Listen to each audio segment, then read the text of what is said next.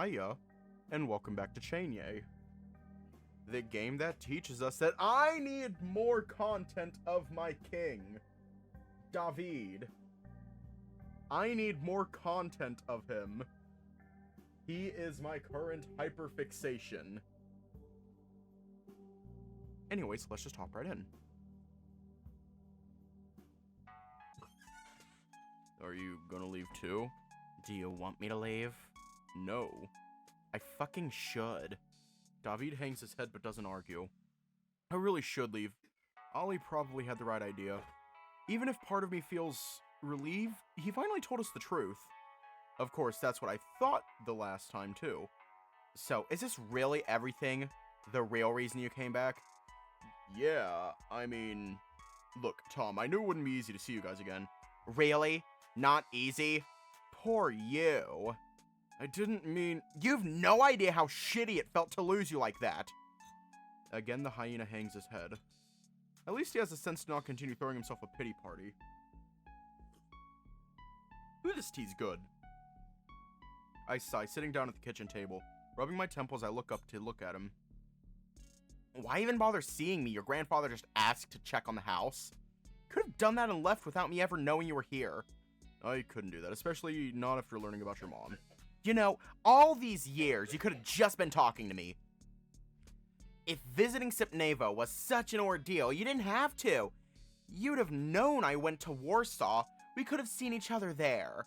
Or fuck, I could have visited you in Germany. But no, I guess it was easy to cut off your past, huh? I'm sorry.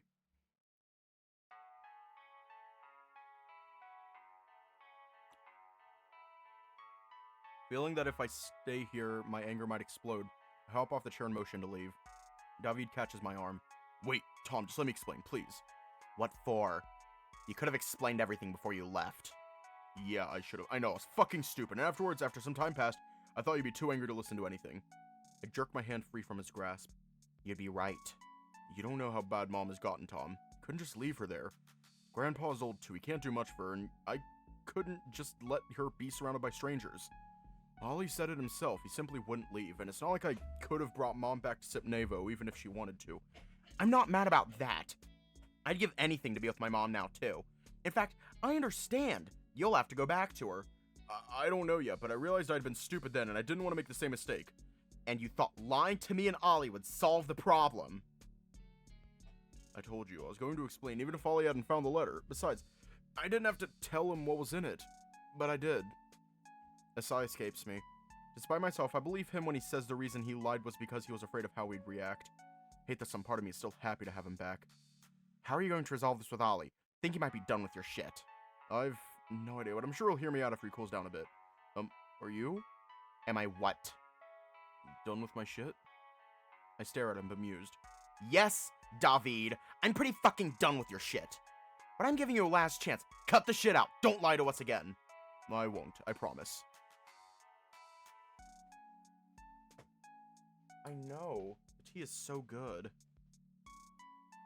Both the tea that I'm drinking and the tea that's going on here.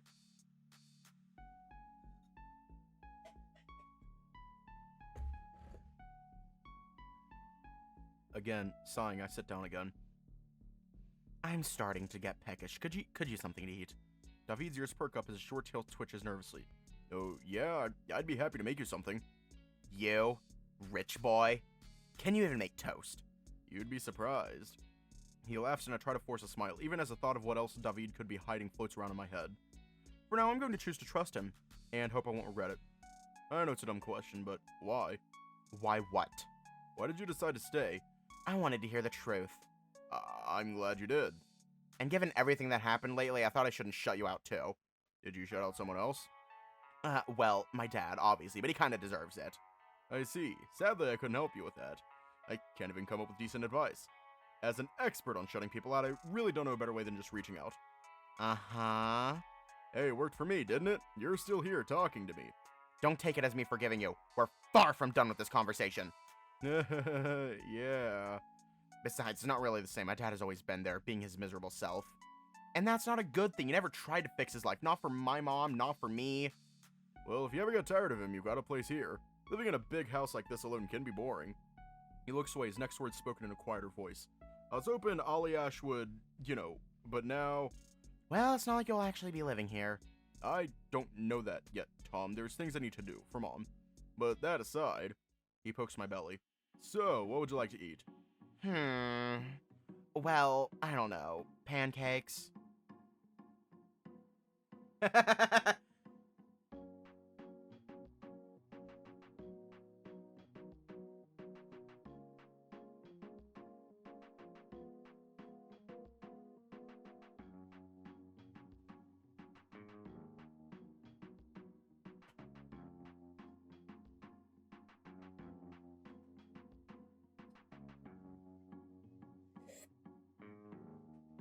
Exactly.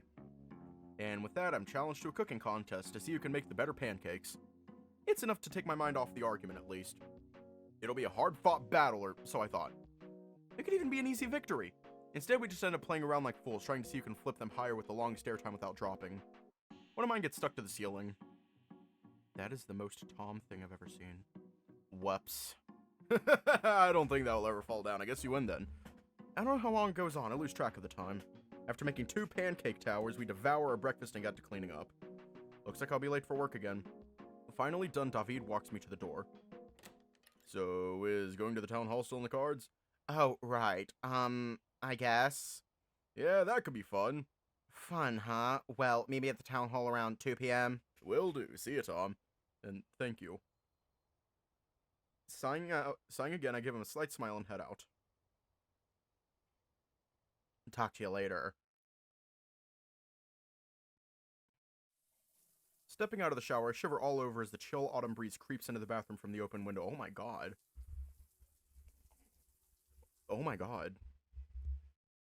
I pat my fur dry with a towel, then wrap it around my waist and approach the mirror. The wound still stings like hell. At least I'm glad this doesn't really need stitches. I look down at the old claw and stab wounds near my waist. The memory of it hurts more than the actual wound.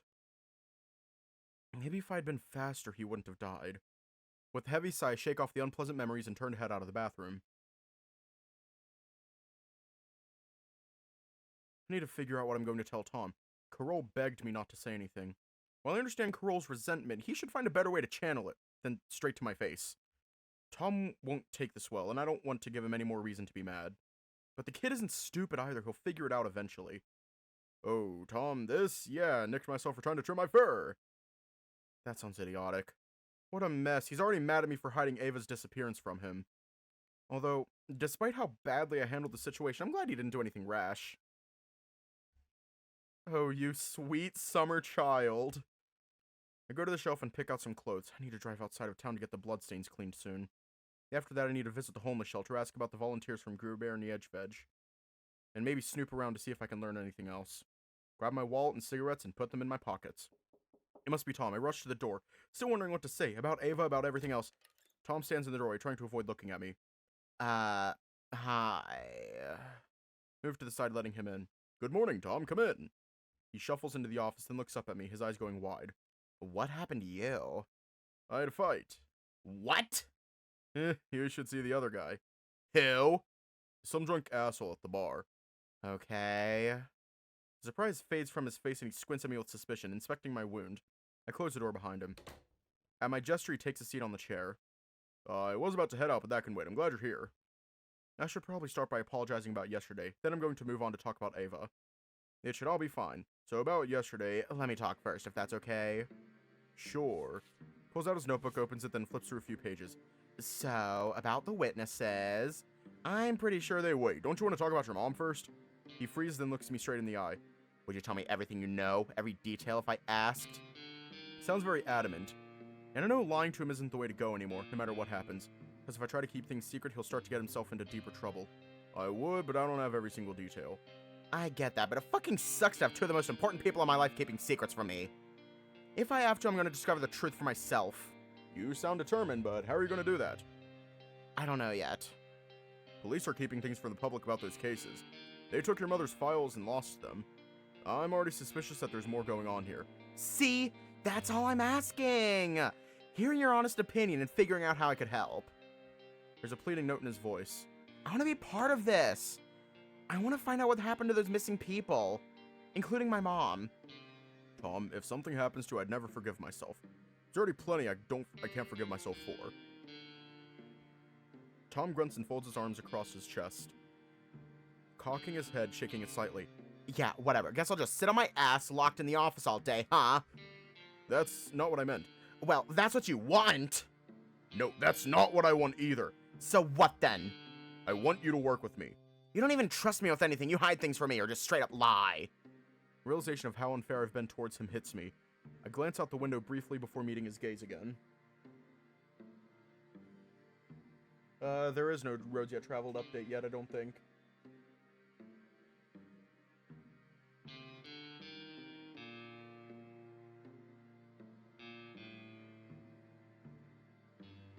Yeah, pretty sure it didn't come out yet.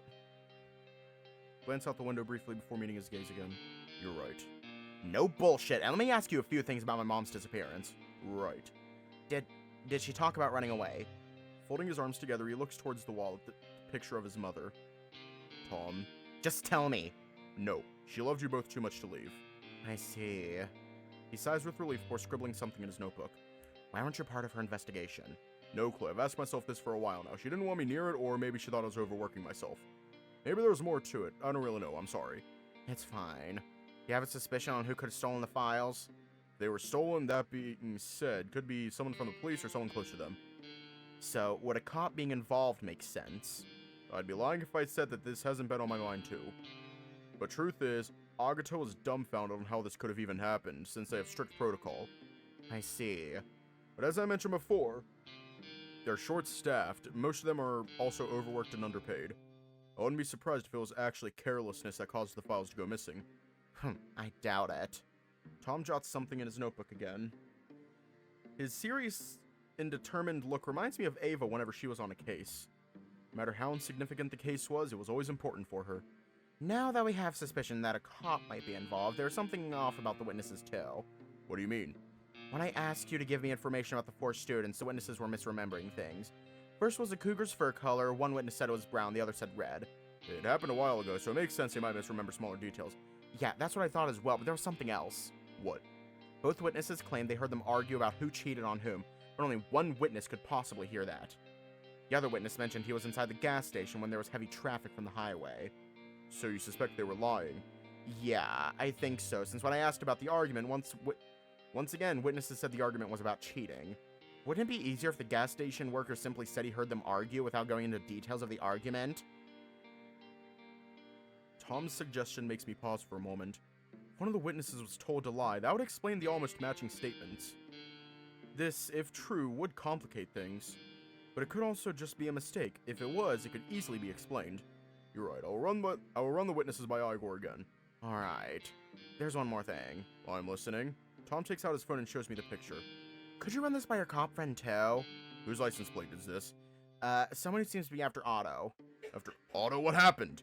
Just check it for me, please. I'll tell you more once I know more. Right, if you need help, I'll let you know. Right, that's all I have. I gotta head to work. I can drive you. Nah, it'll do me better to go alone. I need to walk right now. Sure. Hey, Marcus. Yeah? I'm glad you finally told me what I needed to know. I hope it'll stay like that. Tom's face relaxes into a genuine smile. The morning sunlight from the window reflects in his eyes, giving them a warm golden shimmer. Right. I'll keep you posted about what I find out. Alright. Oh yeah, almost forgot. I've transferred the money we got paid from Basia to your account. Basia? Oh, you mean the client. I can pay the rest of my shit now, thanks. No worries. Why do they all look so smug? Tom looks so smug right now.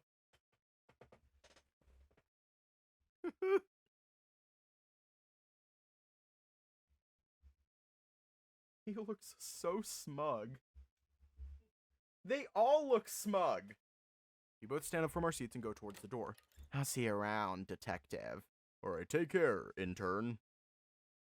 Tom walks out and quickly turns to the right, heading down the stairs. This is the first time in a long while I've seen Tom smile, even if just a little. It feels like, despite him still being mad at me, I did something right today. I feel my tail wagging. But enough of that, I've got work to do.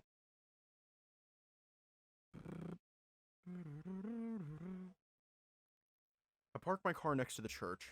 The homeless shelter is situated within the compound operated by the local church, funded by generous donors and supported by local volunteers. Even so, the shelter is still overcrowded and lacks sufficient resources. The police's practice of rounding up and bringing homeless people here doesn't help. Taking my notebook and pen from the glove box, I step out. The police car parked nearby has a familiar number plate. It's Igor's. It seems they've figured out that this place might be connected to Camille's case. Hopefully that prick Boris isn't around. Wait, is that how it's pronounced? Boris? Yep, it's Boris. Whatever, it should be fine. As I approach the entrance, over here, heated argument. Boris, Igor, and the local raccoon priest come into view. I instinctively dash for cover, hoping to overhear something interesting. I'd appreciate it if you gentlemen could stop intimidating and harassing the people living and working here! Father, we just wanted to ask him a few questions. I understand, but can't you stop going for residents and volunteers? They have enough shit as it is! You're tough enough as it is! Seems like the priest is keeping it under control. That's keeping it under control? I should keep my distance for now.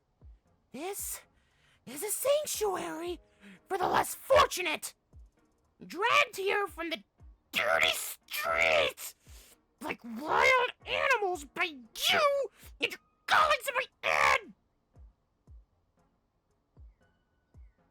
It was for their own well-being, you know. Only the Lord knows the truth of your words, but I'd still kindly ask that you leave this house of God.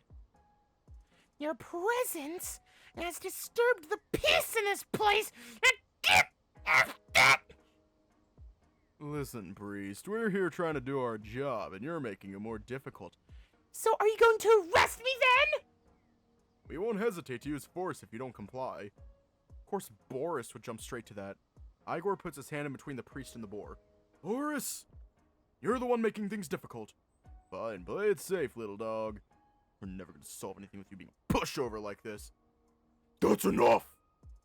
As I lean out of cover to get a better look, Boris glances my way. The boar scoffs when he sees me. I wave at him, smirking. I'm in no rush to be seen by the others, though it might be better if the priest doesn't associate me with these two at this point. I'm sorry about my partner, Father. Hope you can forgive him.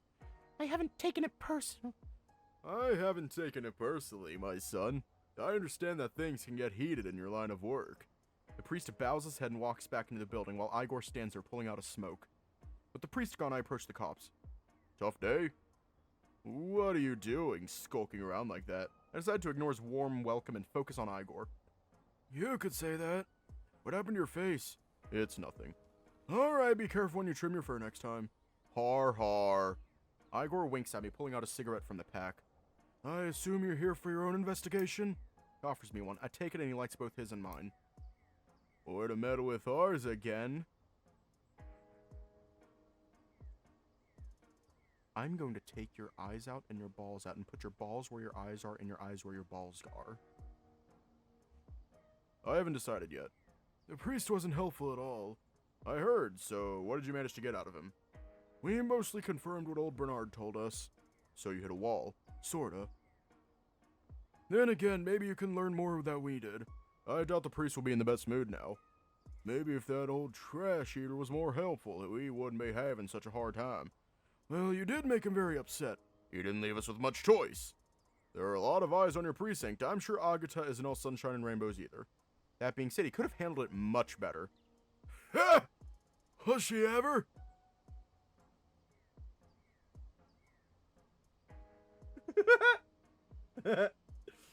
Anyway, sorry, Marcus. I'm on a tight schedule today. Yeah, I get that. Before you go, though, how's Mrs. Novak? She just woke up today, actually. Boris was at the hospital making sure she's safe.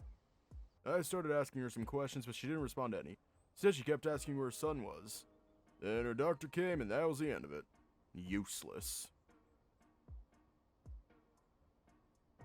That woman just woke up from a coma. What the ever-loving fuck do you mean useless? That woman just woke up from a coma. Give her time. I need to rearrange his atoms so he's a toilet. And then gift the new Boris toilet to a Taco Bell.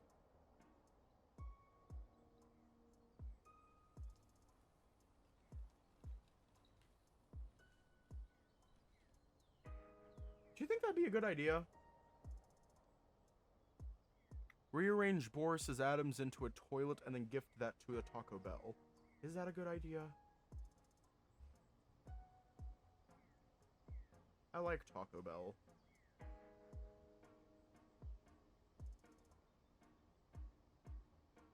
Actually, if you can think of a better restaurant, then let me know. Useless. We're not allowed to ask any further questions until the doctor clears her for questioning. That's a good thing. Yeah, it shouldn't be long. I'll tell you when that happens. Finally, the stupid investigation will move forward. I'm going to rip your tusks out. I don't like this guy. I don't like him. He's a bitch. Boris's eyes don't leave me for a second, inspecting me, almost like he's looking for something. Oh, so I'm sure you'd like to know that Agata put some rookie on the watch. Do I know him? Yeah, I don't think so. Guy walks in like he's got a stick up his ass and won't shut up about rules. At least he actually follows the rules. Sure, Lug, you can have his tusks. Yeah, Boris is the boar character.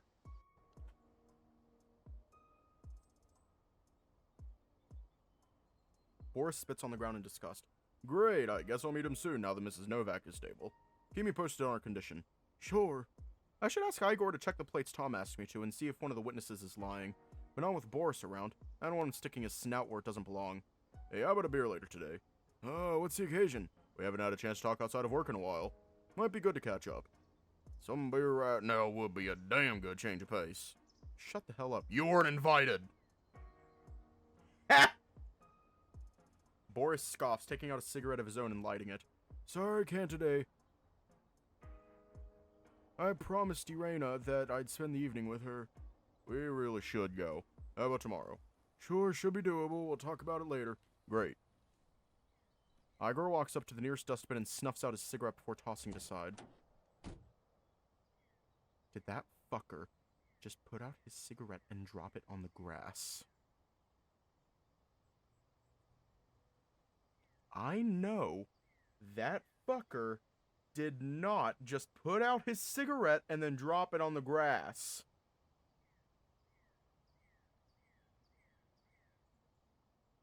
I know that he didn't just do that.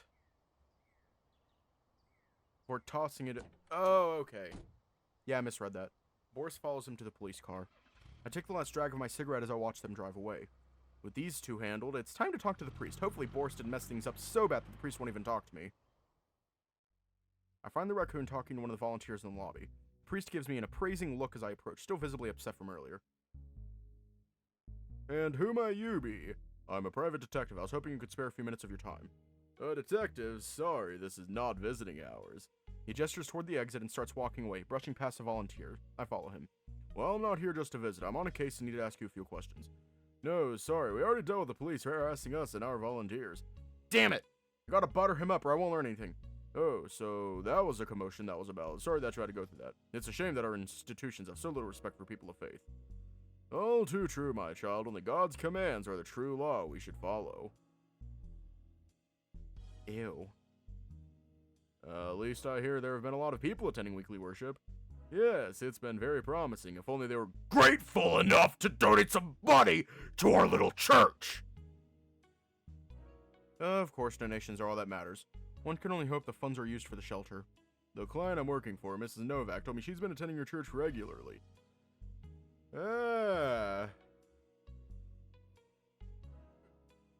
Dorota Novak. Yes, that's her. I'm here to investigate her case. I see. Stops in his tracks, turning around to look at me with a frown. Sorry, Father. I assume the police were here about the same case. I promise not to take up a lot of your time. I only have a few questions. Came to me for help when the cops didn't prove helpful. See that divulging that bit of information was the right call as the priest's expression softens a little. I suppose, if that's the case, let's have this discussion in my office. Lead the way, please. Of course.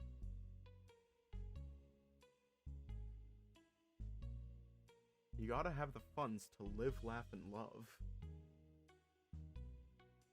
And clearly the priest cannot live, laugh, love in these conditions. The priest leads me into his office and takes a seat behind his desk. Mrs. Novak was one of the most dedicated members of our church. Given her financial situation, she couldn't offer much, but her contributions were always appreciated. I see. Well, like I mentioned, she hired me to find her missing son. Yeah, a dreadful situation indeed. I've heard of the attack in the woods. Yes, and I'm trying to get to the bottom of it. The police are blaming her son, but something doesn't add up. Bless you for assisting her family. I cannot promise you much, Detective, no matter how much the police insist on the contrary. But I will do my best. Please, ask away. Thank you, Father. He smiles and claps his hands together. I guess that's my cue. Ow. So you mentioned Mrs. Novak being a big supporter of the church. Does the church and shelter receive donations from other sources? Mostly personal donations like Mrs. Novak's funds and Mr. Buzek's food donations. Of course, Bernard did mention his bar gave extra food to the shelter once a month. Does your church receive any support from the local commune? Please, they've never, ever lifted a finger to help us. Some of our biggest donors prefer to remain anonymous. I see, that's alright. Well, that's very humble of them, though I don't think that lead matters much. Has Mrs. Novak ever spoken to you about her family? She is a very lonely old woman. She rarely mentions her husband. I know this, though. Her son meant the world to her. That's a feeling I got when she hired me. Mrs. Novak mentioned that her son had changed. Did she ever open up to you about that? Not in detail, no. She always puts others first, so I wouldn't be surprised if she kept her worries to herself. She did mention that the police refused to help her find him, like you said. Hope you do right by her, Detective. Taking money from that poor woman would be a terrible shame. Didn't he just say that she donates to the church? I guess the irony of that statement is lost on him. Indeed. Did you know her son did he ever attend church services with her? He didn't come to church often. I've only seen him once or twice, and I got the impression that he only came as a favor to his mother. I believe he struggled with his faith, but he did help around the shelter. He did he? Talk to anyone in particular? Someone who might know more about him? No, not really. He kept to himself, though I remember he once came with a young sheep woman. Sadly, her name escapes me. Sheep? Could it be Daria? That would explain the way she acted when I spoke to her. Are you sure it was a sheep? Was her name Daria by any chance? Yes, that's right. I see. That's been a big help. I hope she won't get into trouble, not unless you shared this information with the police as well. Damn it, what's that girl hiding? I only answered a few questions about Camille or his mother with how rude they were. They were more interested in the food deliveries we'd been receiving. Rome Gruber and the Etchfedge? Priest narrows his eyes at me. Yes, I suppose I should quit while I'm ahead. Information about a possible link to the waitress is already more than enough, and the priest doesn't seem to appreciate this new topic. I see. You've been a great help, Father. I won't keep you from your work any longer. I'm glad to hear it, my son. I pray for the Lord's guidance in your investigation. Stand and extend my hand. We shake firmly. Thank you. Remember anything else, would you mind giving me a call? Place my business card on the desk. Of course. I'll also ask around. Though I won't allow you to do that yourself! These people are already under enough stress! I completely understand. I think that's a wise decision. I better get going. The priest walks me to the front door in silence. No more words are exchanged. Once we reach the exit, we shake hands before I step outside. So, Daria must know more about Camille than she let on. But with how scared she was of me, I doubt she'll open up. Maybe Tom could get through to her. She probably doesn't know him, and if she does, she's likely heard how we saved Camille's mom. Might as well call Tom now. Hello? Tom, are you free right now? Not much going on. I'm about to lock up the shop. Oh, won't Anna be mad? Doubt it. Did you find anything useful at the shelter? Yeah, but I need your help. What do you need? Daria, the waitress. She knows Camille. Huh, what? I thought Camille didn't have any friends. How do you know? Oh, fuck, a heat advisory just got issued. How do you know? Looks like he didn't tell his mom about her. The priest at the shelter said Camille came up with the sheep once. I think it was her. Alright, so what do you need me to do? I need you to talk to her. She's scared of me, so that won't work. I mean, I'd be scared of you too. You're pretty intimidating. Tom, be serious. Marcus is as intimidating as a pug. He is not intimidating at all.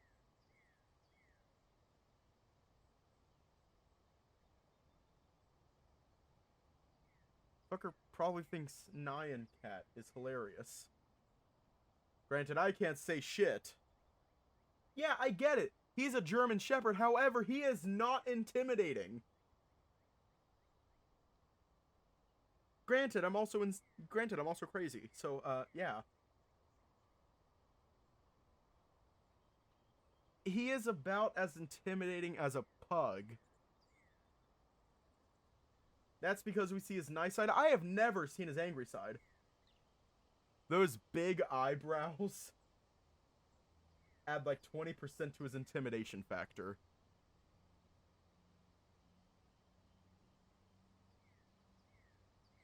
I have a feeling that if Marcus has ever watched K-pop Demon Hunters, he sang along to Golden. And was sobbing the entire time. And I would like to see that. Shit, that actually gives me an idea for an edit. That gives me an idea for an edit! Tom, be serious. Alright. So, you want me to talk to Dario when she's on a break? Yeah, I doubt she'll open up with a bunch of people around. Fair enough. I'll think of something. Are you heading home tonight? Not sure yet. Why? I need to talk to you and your dad. Dad? I guess I can be there. Thanks, that's all I'm asking. This isn't gonna be some awkward pep talk about something irrelevant, right?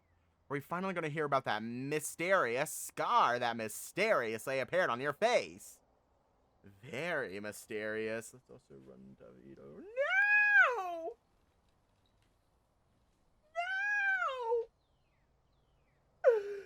No! He's finally telling the truth!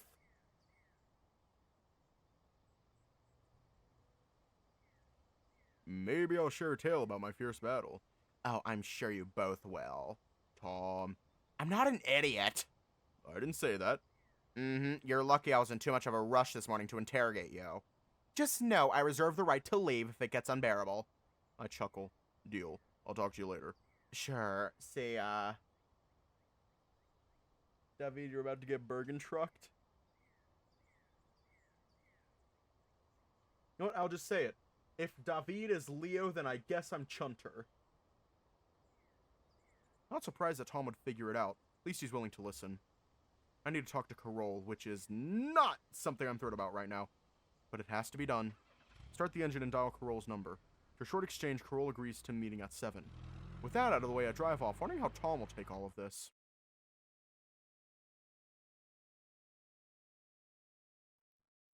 I'm surprised when I got here first, as I'm left standing outside the town hall. I wonder if Aliash will show up. After the fight with David, I wouldn't blame him if he didn't, but I hope he's not mad at me. Maybe texting would be the easiest way to find out. Pull out my phone and stare at the screen for a moment before letting out a sigh and starting to type. Hey, Ollie, are you still coming to the town hall today? Is David going to be there? Yeah. Then I can't. I see. Sorry, Tom. I just can't deal with him right now. Nah, I get it. Don't worry about me. But no matter what happened between me and David, if you need me back at Koamino, I'll be there. Oh yeah? That's good to hear. By the way, I'm going fishing with Raymond this weekend. Damn! You work fast. You should come. Yeah, I don't know. We'll see. Great, that's all I'm asking. Let me know if you decide. Will do. Alright, gotta run. Good luck with the investigation, kitty. Thanks. I slide my phone back into my pocket and sit down on a nearby bench. Looking up at the sky, I feel a sort of pressure building. This whole town feels heavy. Storm clouds gather as the wind starts picking up.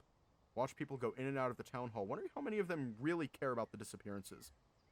How many care about what's happened to this town? Would I even care if my mom wasn't missing? If she were still around, would I be like this? Maybe I'd still be at university, studying law, screwing around with Yakub, not giving a damn about other people's problems. But now? No, I won't stop until I find out what's happened to her. Whoever's responsible for this, they'll have to deal with me. And if they hurt her, there's going to be hell to pay. I lean forward, resting my face in my paws, rubbing my eyes. I feel tired. Hear a series of footsteps approaching before stopping right next to me. David? What the? Oh, what a pleasant surprise. Fuck off! Leave! Oh, Yakub, hi. Sorry, what are you doing here? Working, of course. I see. How about you? Working? What case are you working on this time? It's a secret. I wink at him. I see. Well, I just finished talking to the town's official about the land deal I told you about. I nod at the fox, glancing around to check if David's arrived. Hopefully he won't run into both of us here. I'd rather avoid having to explain to him who Yakub is or even lie about it. How did that go? It's going well. Sadly, I can't tell you more than that. Of course, private and confidential stuff. Have you asked your friend about the loan sharks? Oh, not yet. He's busy and I don't want to add more to his plate. I'll do it tomorrow. Fair enough. I'll be happy to help if you need me. Sure, thanks, Yakub. Yakub glances around quickly before leaning in closer. Maybe you'd be interested in more fun tonight? Oh, come on! We're in public! This guy! Sorry, no, I'm busy today. Shame. Anyway, I'm off now. Let's promise to keep in touch. Sure, yeah. Perfect. I sigh in relief after Yakub leaves. Thank God no one I know caught us here. After about 10 more minutes, I begin to grow impatient. That's it, I'm going in by myself. I stand up from the bench and stretch my back. The door of the town hall swings open. David steps out, smiling and waving at me. You're already inside? What did you tell me? I've been waiting here for almost 30 minutes! Oh, sorry. I had a meeting with someone about our mom's house. The meeting went a bit late, but yeah. It's fine. Oh, no. Oh, no. David is talking to Yakub. Oh, no. Oh, no.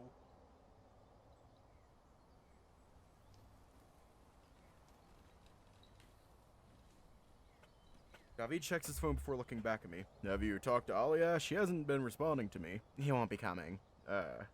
He just needs some time. What about you? I'm here, aren't I? That's fair. We start walking towards the entrance to the town hall. So what's the plan?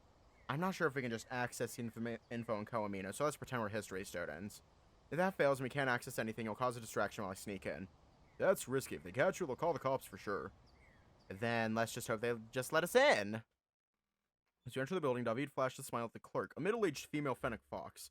She gives us a polite nod as we approach the desk. How can I help you? Yeah, hi. My friend and I are history students from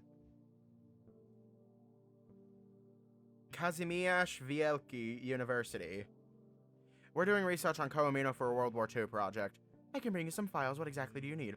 A detailed layout of Coamino, please. And if possible, the names of people who used to live there. Sorry, information about people living there was destroyed during the Soviets' exit. Nothing was recovered. I see, that's a shame. Can we have access to the rest? Have you made a request at the mayor's office? No. Well, then sadly I can't allow you. If we did, how long would it take us for us to get access? 1 to 2 months. That's not useful at all! I don't have that kind of time. Hey, we're on a tight deadline for our project. Any chance you can make an exception for 2 charming young lads? Even if you were charming, I still couldn't help you, young man.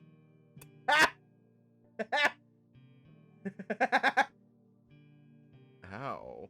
Sorry. How about a donation? Look at David wide-eyed. Is he serious? He's going to get us kicked out. Excuse me? A donation for your personal time to let us browse freely. That's bribery! You should use your money more wisely. David leans in, flashing a grin. 500 and you let us in. This is highly illegal! You both could get into serious trouble trying to bribe government staff! 1,000. What?! Has he lost his mind? That's enough, David. Sorry, ma'am. He's just joking around. No, Tom, this project is important. I don't want you to get in trouble over it. I get what he's doing, trying to keep me from having to break in, but still, this much money is insane. So? Fine. I'll let you in. You have 10 minutes. I'm taking a coffee break. We'll be in and out. She places a bunch of keys on the desk. If anyone catches you, I didn't see anything. Thanks. As the clerk heads to what I assume is a break room, David pulls out some money and hands it to her. She stashes it in her purse before leaving. I stare at David, dumbfounded. He just shrugs and leads the way towards the archives room. Damn! Grates cover some of the shelves. We try the first key, but it doesn't fit. The second key turns and the door clicks open. Finding the shelf with the right documents takes us a bit of time. Eventually, I pull out a box from a drawer labeled Coamino U-37 and place it on a nearby desk. So we find a very old map of Coamino. I give it to David. Here, we don't have much time. Take pictures of every corner of the map zoomed in, and then one of the whole thing. Got it. While David focuses on that, I start going through the notes related to Coamino's architecture. I set one of the papers on David's side of the table. He glances at it and nods. After that, I rummage through the reams of papers and documents, from the origin of Coamino to its eventual closure. Not surprised people didn't want to stay there after the Soviets left. Nothing much catches my eye until I try to flip through one of the last few files. One of them is a presentation folder with plastic sleeves. 2 of its pages are stuck together. Gently try to separate the pages with my claws. Once the pages are apart, an old picture emerges. Russian military and some doctor? No. Is that Bernard? Oh, wait, is that Bernard? There's no way. Otto's family is Polish, yet they look almost the same. I guess I could show this to Otto and Marcus. Either of them must know something. I cursed under my breath as I stealthily slide the picture of out of the plastic sleeve and flip the photo around. Keeping it tucked neatly inside the inner pocket of my jacket, I look around for any CCTV in the room. I think we're safe. All done. The early version of the map highlights the bunkers. Seems there have only been 2 of them. How early? The map says 1939. So the Germans built them. Seems like it, if I remember my history right. That's useful. Maybe we should check out those bunkers ourselves.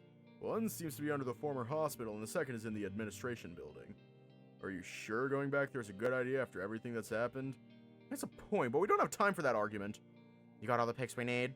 Yeah, check for yourself. He scrolls through the photos he took on his phone. Looks like we've got everything. Let's hope that we don't need to come back here. That'd be awkward. Did you find what you're looking for? Sorta. What does that mean?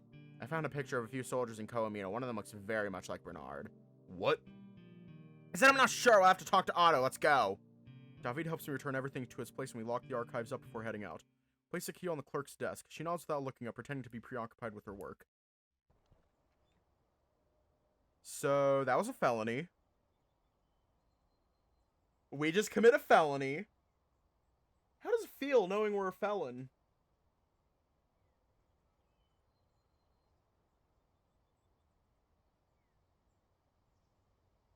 Just like the president. As soon as we leave the town hall, I pull out my phone and dial Otto's number. Hello? Otto, hey, are you free sometime soon? In about an hour. Why, did something happen? Kinda. I could use your help with the investigation. Oh, okay, when and where? Gruberny Edgefedge. Works for me. I was planning to talk to my uncle, too, about, you know. Yeah, I'll wait for you there. See you in an hour. Great, see you. I hang up and turn to David, smiling. What? Well, rich boy, I'm starving. Oh, so now that we're partners in crime, you want to take advantage of me? Partners in crime, huh? I guess we are. Yay! I had to stare at him as he scratches the back of his neck and sticks his tongue out. What is there to not love about him?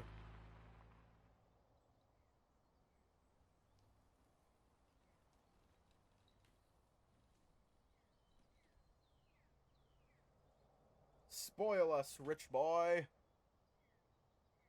Please.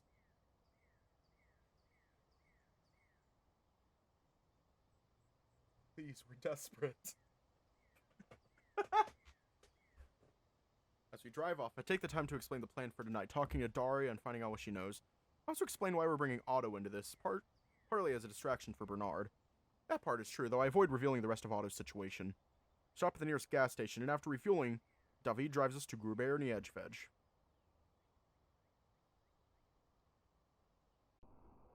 David parks the car next to Gruberny Edgefedge. After stepping out, I scan the area for any sign of Otto, but it looks like he's not here. Maybe he's already inside? Need to figure out how to get Daria alone. If I just ask her outright, I'm concerned she'll get suspicious and refuse to answer my questions.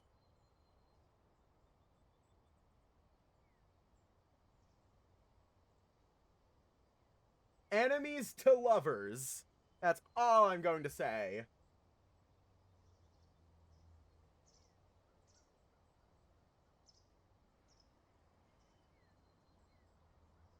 I wander along the edge of the bar, my eyes landing on the big dumpster at the back of the building.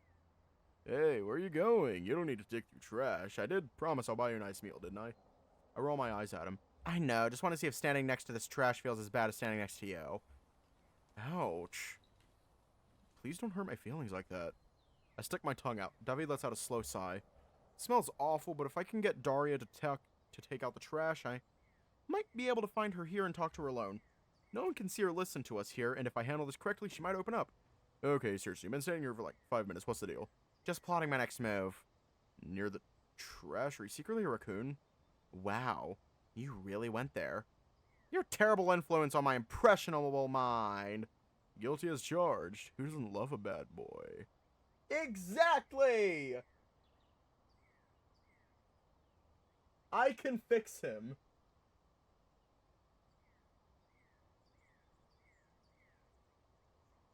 I can fix him. This isn't an L. It's a W. I can fix him. Guilty as charged. He doesn't love a bad boy. Let me know when you see one. Come on, look at me. I'm dripping with bad boy energy. David snarls, beating his chest and flexing his arms. A single vein pops along his right arm. You look stupid. At that, he deflated, puffing his cheeks and crossing his arms like a pouting child. He then winks and chuckles, amused by himself. You walk away from the dumpster. I guess I have a plan. Now I just need to figure out how to get Daria to leave her post and throw out some trash while I'm conveniently nearby. The dumpster looks to have been recently emptied. And if Bernard's hanging around, well, that's a whole other problem. Maybe Otto could distract Bernard and talk to him in private, and Raymond, yeah, that could work. I could even have a use for David for once. It's a plan. A fragile, flawed plan, but a plan nonetheless. Please, can we go inside? It's freezing out here. Yeah, nothing's stopping us now. I've got everything figured out. Well, mostly.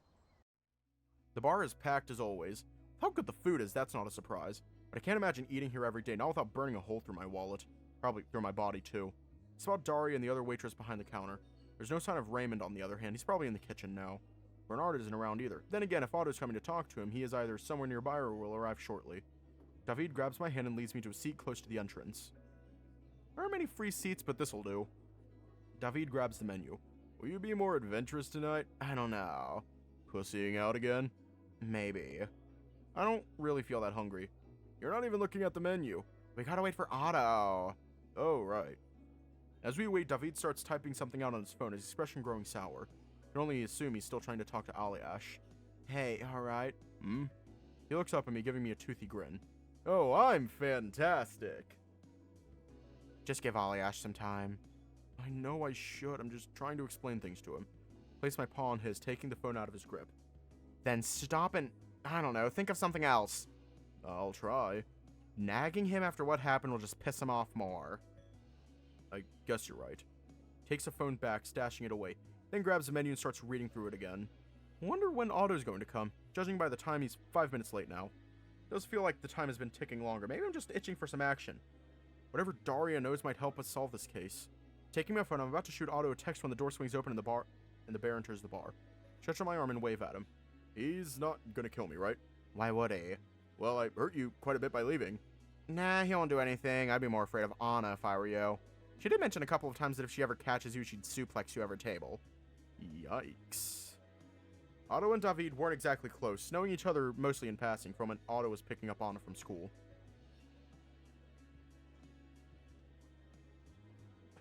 David can suplex me over a table anytime he wants.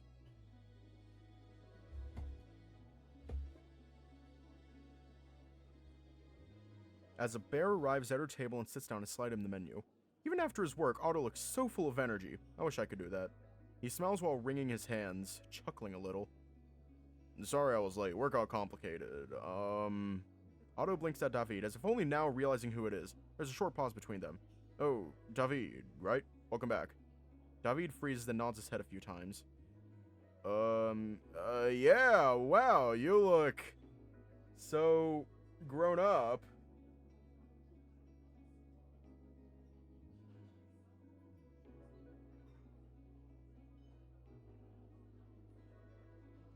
Think David can suplex me? You never know! Otto extends his hand to the hyena. David, on the other hand, looks terrified, yet keeps smiling. As they shake hands, I can see a small tear in David's eye. I'd admit, part of me enjoys watching him squirm. Damn, your grip is as strong as I remembered it. Oh dear. Oh, sorry.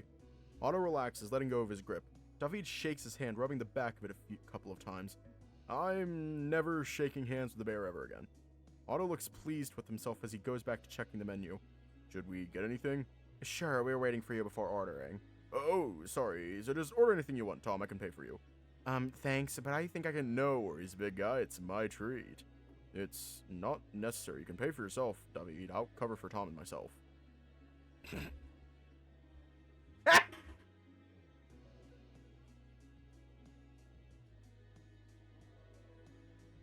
I insist. What's even happening anymore? I keep going back and forth about who's going to foot the bill for a good 5 nonsensical minutes. Is this what it feels like to have money? Rolling my eyes, I finally grab the menu out of Otto's hands. I'll pay for myself. But, okay, sorry. That seems to settle it. We all finally pick what we want to eat and call over the waitress. After placing our orders, it's a perfect time to lay out the plan. Otto, you're going to talk to Bernard soon, right? Yeah, he should be in the office room. Think you can draw the conversation out while I give you the signal? Sure, no problem if it helps. It will, thanks. What about me? Try to muster up some charm and wit to distract the waitress long enough for me to talk to Daria. She might come looking if Daria isn't around for a bit. Point discreetly to the girl behind the register. That's it? Yeah, I'm sure you can handle it. With Otto and David set, I shoot a quick message to Raymond. Hey, Raymond, we've placed our orders. Can you come to our table and serve us our orders later? I also need to ask you a favor. Oh, can. So, David, you came back during interesting times. Yeah, things could definitely be much smoother. Mm-hmm. The tension between them is palpable, but at least Otto's keeping it together. I'm relieved he isn't making a big deal about David being here, given how I felt when David left. Let the two of them chat while I look down at my phone. So, Tom. Yeah? Why do you want to interrogate this waitress anyway? Sorry, I should have explained everything sooner. Oh, no problem at all. I know you've got a lot on your mind. Marcus thinks she's hiding something that ties to our investigation. But she's lost trust in the police and Marcus kind of spooked her. And you think cornering her like that will make her speak? What the...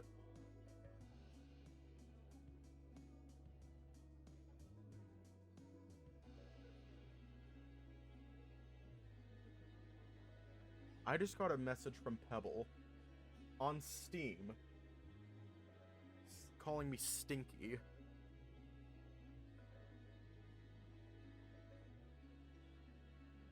I don't know how to feel about that. Like, it just happened. And you think cornering her like that will make her speak? Well, Marcus did approach her directly, and that didn't work either. But I'll be nice and do my best not to scare her. Even if we fail, at least we'll get a decent meal, right? Daria's probably already feeling the pressure with the police and the detective sniffing around. She knows Camille and what happened. She's definitely going to be protective. Need to be careful with my approach. Another 10 minutes, Raymond arrives with our food on a tray, serving us with a gentle smile. Enjoy! He sets the plates down gently, nodding at each of us as he does. Thanks, Raymond. Hey, big guy, thanks again. No problem, la. Raymond smiles at David before turning to Otto. He gives Otto a firm pat on the back. Hi, Otto. Long time no see. Always busy, is it? Of course. Hopefully you're doing alright yourself. Yes. Raymond, I need your help with something. Can, what is it? Can you get Daria to take out the trash to the dumpster outside? Maybe I can ask her. I need to talk to her in private, and that's probably the best spot. Really? By the dumpster? Is she in trouble? Not at all. I just wanted to ask a few questions. Hope you don't stress her out. Why is that? She has not been feeling well lately. So if you can, please go easy on her. I'll be gentle. I stare down at my plate, guilt slowly settling in. I hate that I have to confront her like this. Anyway, I need to get back to the kitchen. Busy night, you see. Take care, Raymond. Thanks for the great food as always. Yes, thank you. I'll text you. Just wait for my signal. Okay, Tom, and enjoy your meals, everyone. Raymond nods and heads back to the kitchen, leaving me to wonder how the hell I'm going to handle this. At least dinner helps me settle my anxiety a little. These kaya toasts are so sweet and savory, paired with the well-seasoned half-boiled egg. Wish my appetite was better. What if something goes wrong? Daria wouldn't run, right? Let me finish that, if you don't mind. I push my plate to David. Are you okay, Tom? Take a deep breath and slowly exhale. You know what? I'm fine. Let's get this over with. I'm heading out to the back now. Are you guys ready? Yep, you can count on me. Yeah, I'll talk to my uncle now. Good luck, Tom. Raymond, I'm outside right now. Okay, I'll tell her to throw out the trash. For a few minutes, the bar's back door opens, and Daria emerges with a trash bag in her hand. I quickly hide from her view. As she hurls a trash bag into the dumpster, she hurries back to the door, about to twist the doorknob. With that, I slowly come out of my hiding spot. Hey, Daria, right? I need to ask you something. Ah! Who are you? She grabs the doorknob, pulling the door open, and is about to step inside when I speak. My name is Tom. I need to speak to you about Camille. Daria freezes her, She's trembling, firmly grasping the doorknob. Hey, it's okay. I'm a friend of Raymond. I just want to ask you a few questions.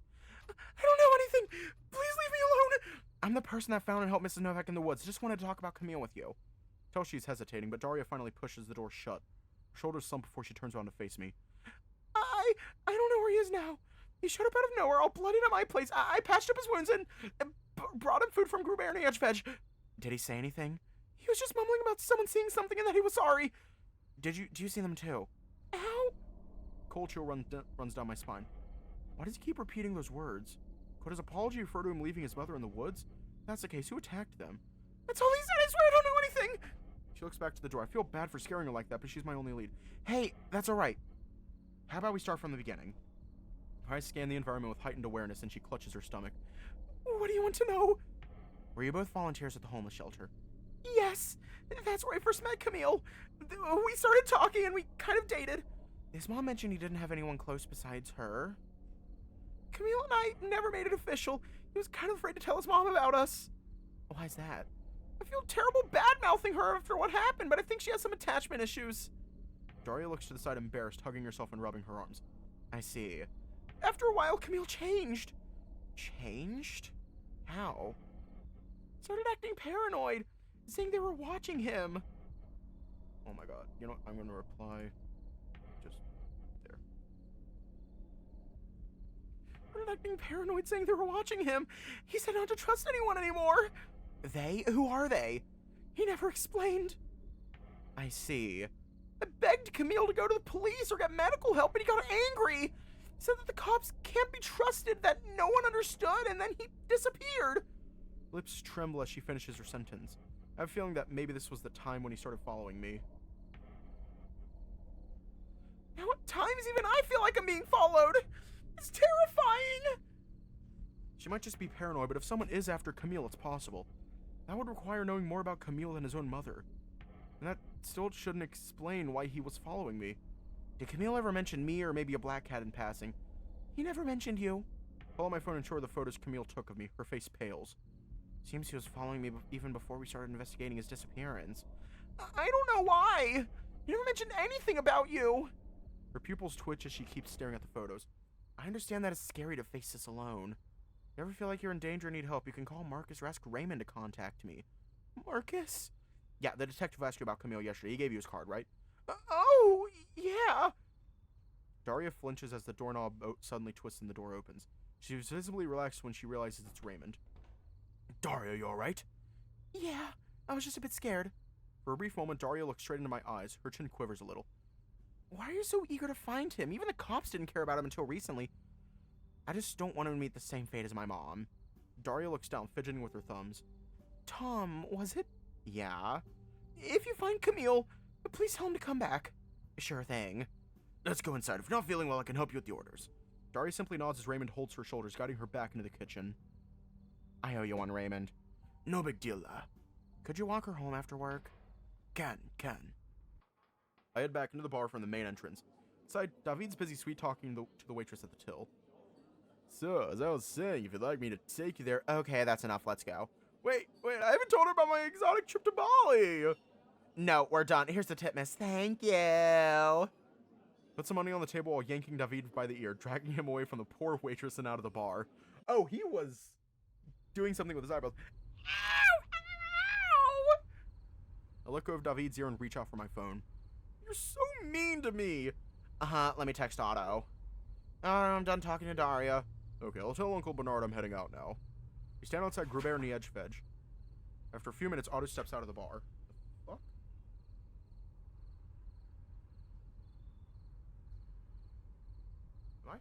Am I hallucinating again?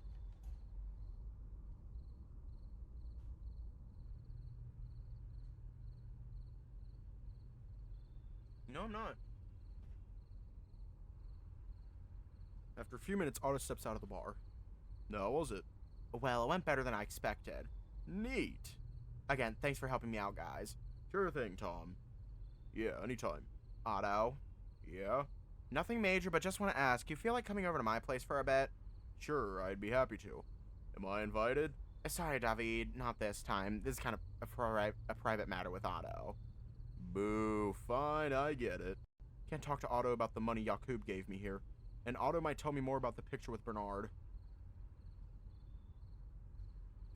It'll be better to discuss everything back at my place. Want me to give you guys a ride? Nah, that's fine. We're gonna take a walk from here. Oh. David nods with a slight frown. Quickly grabs his phone and reads through the message before looking back at me. Hey, Ollie just replied. That was a quick change of heart. Maybe Ollie has really given it enough thought. That's good. Frown on his face a few seconds ago has turned into a wide grin. He starts walking to his car with a strut. Alright, bye guys. Bye. Good night, David. With David gone, Otto and I walk back to my house as the sun begins to descend closer to the horizon. The sky matched the warm color of the red autumn leaves under our feet.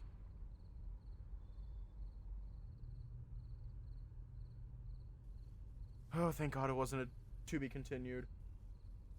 So, what was the investigation about? Marcus asked me to interrogate Daria about what she knows. Otto nods. Did it go well? Yeah, I'm glad that she finally confirmed Marcus's suspicions. What suspicions, if I may ask? Oh, you know, about her connection to the missing guy we're searching for now. I see. I'm glad.